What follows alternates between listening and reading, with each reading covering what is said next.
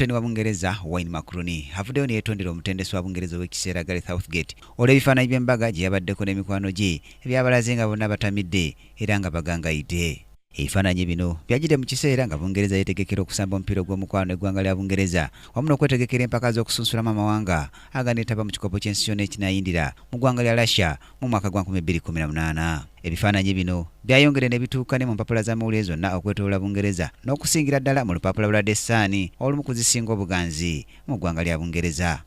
Ebifaananyi bino byabadde biraga nga Rooney bwe yabadde mu masanya amayitirivu wamu ne banne era nga bonna bagangayidde ebitagambika. Kino kyajja omutendesi wa Bungereza ssaako n'abawagizi mu mbeera ne batandika okwogerera Rooney amafuukule. Rooney era teyasobodde kusamba mupiira gwa mukwano wakati wa Bungereza n'eggwanga lya Spain gwe bagudde amaliri goolo 2-2. Brian Katende mu byamizannyo, Kingdom TV amalindirire.